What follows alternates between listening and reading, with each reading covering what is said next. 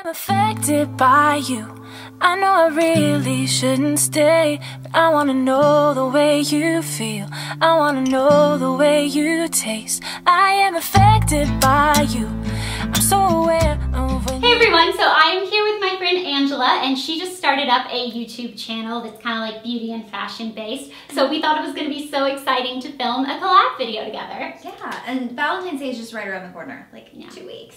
So we decided to get together and make some really cool recipes, ideas, like throw them together and yeah, we wanted to do a cooking video, something that you can do for anyone in your life that you want to celebrate Valentine's Day with. I got Elle a Valentine's Day gift last year. Like, it doesn't have to be just a boy in your life. Obviously, it can be your boyfriend or your husband or something like that, but it can also be, she was saying, your Galentine, like one of your girlfriends, if you guys are both single and you just want to get together. Like, this is just something really fun to do with. You can even do it for your mom or your dad. Exactly. Or for yourself. I mean, hello, Netflix movie night with some hot chocolate and all of this food. I think that sounds like a great Valentine's Day. Let's get real here. Right. So yeah, we wanted to do that. And we also filmed a video over on Angela's channel that I will put in the bottom bar below, and there will be a link at the end of this video. So make sure you go check out that as well. It is a gift guide for 6 different types of boys. So a gift guide for all the men in your life, no matter what type of guy they are. So, and there's a save and a splurge option. Yeah, so it's a really cute video. You guys should go check it out. Yeah, it's cute. So I think we should get cooking. Let's go. The first cute treat that we're going to teach you guys how to make are these adorable heart-shaped cinnamon rolls, and they're so simple it shouldn't even be considered a recipe because it's basically just Pillsbury cinnamon rolls in a can, but they are so cute. All you have to do is get a heart-shaped cookie cutter, and this is one that I got in a huge set that came with like 100 different cookie cutters from Bed Bath & Beyond, and it's a crinkle heart. So I'm just going to go ahead and take the Pillsbury cinnamon rolls out of the can, and I'm just going to flatten them down with the cinnamon side up just with my clean hand, and then I'm going to place the heart-shaped cookie cutter onto the cinnamon roll, and you have a heart-shaped cinnamon roll. And if you want to like exaggerate it just a tiny bit at the point, because as it bakes it's going to kind of like fill out a little bit, then it'll keep it looking like a heart. So you just want to do this for all of them and then put them on a greased cookie sheet or baking pan. I'm actually just putting mine in a cake pan. And then you want to put it at 400 bake in your oven for about 9 minutes, a little less than the package says since they're smaller. And we're going to be getting rid of a lot of the excess part that isn't part of the actual cinnamon roll. Typically, I would say do not do this. Eat every single piece. But for this one occasion, I think it's cuter to have the hearts than to have the most. And I also think that you can just, you know, eat like 2 or 3 or 7. It'll be okay. When they're done, let them cool for a little bit, and then you can start decorating them. All I did was put the icing into a Ziploc baggie and cut off the end of it, and then I am just decorating with different designs on each one. I put a B+A for Blair and Angela, and then I did an A+M for Angela and Matt, and just save the rest of the icing to put on your cinnamon roll after you have already shown how cute the decorations are, because you're gonna have some left over, and I say just gob it like all on top because that's what makes it so ooey gooey and yummy. Next, we're going to be making eggs in a basket. This is something that my mom always made on Saturday mornings, like our special little Saturday morning treat, but we called it a bullseye. First thing you want to do is take your cookie cutter, your little heart-shaped cookie cutter, and cut your heart out of the bread.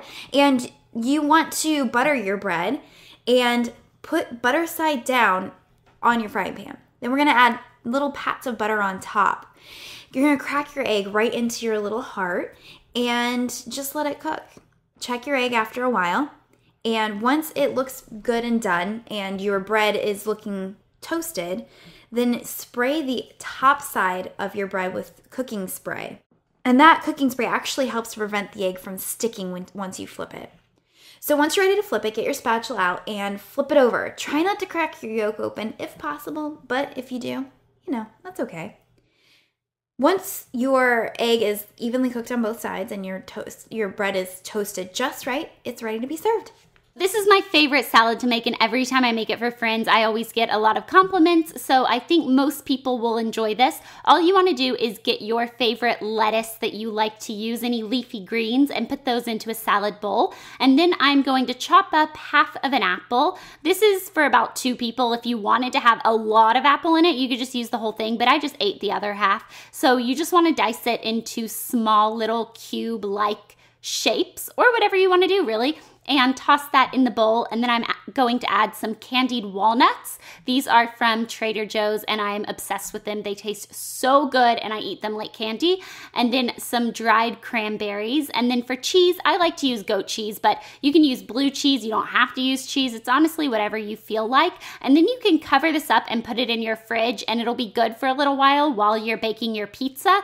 And then right before you're ready to serve, go ahead and pour some raspberry vinaigrette over it. You can make your own or do what I do, which is just buy it at the grocery store because it's really yummy and it's already made for you, so it's one less thing you have to deal with. Next, we're going to make our homemade pizza for Valentine's Day.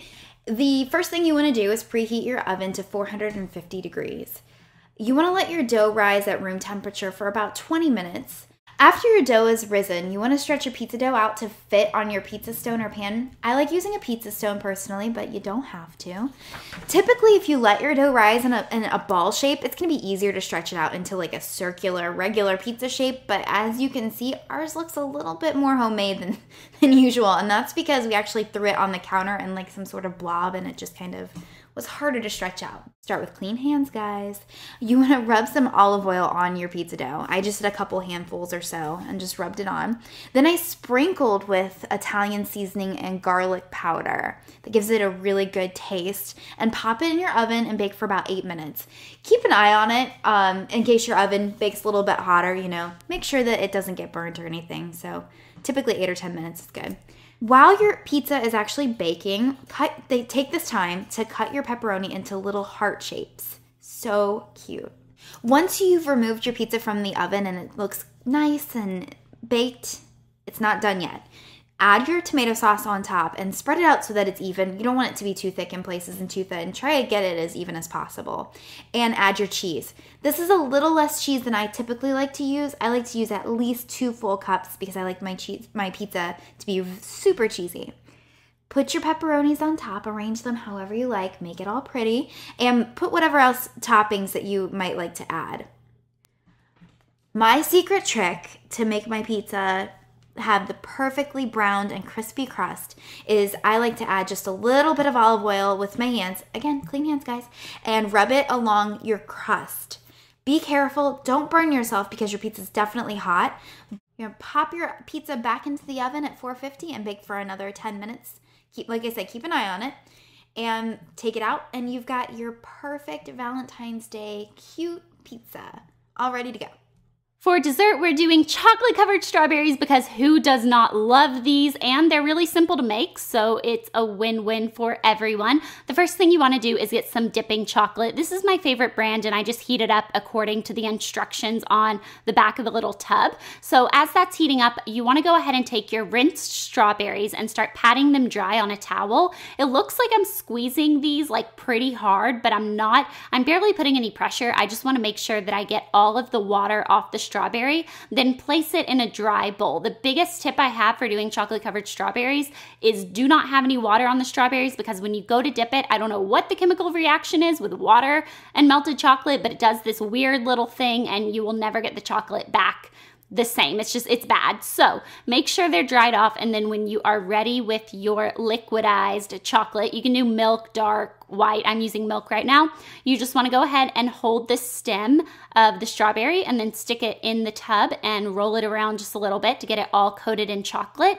And then when you're taking it out, go ahead and just wipe the bottom side on the actual tub, and that way when you lay it down onto the wax paper, it doesn't spread out everywhere. I know that tastes better because you have extra chocolate, but it also doesn't look as good.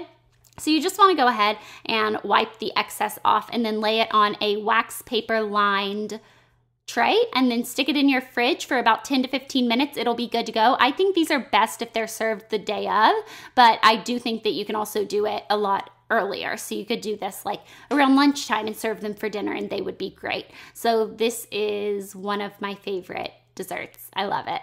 I hope you guys enjoyed this video, and we will talk to you later. Bye. Bye. I am affected by you. I know I really shouldn't stay, but I wanna know the way you feel. I wanna know the way you taste. I am affected by you.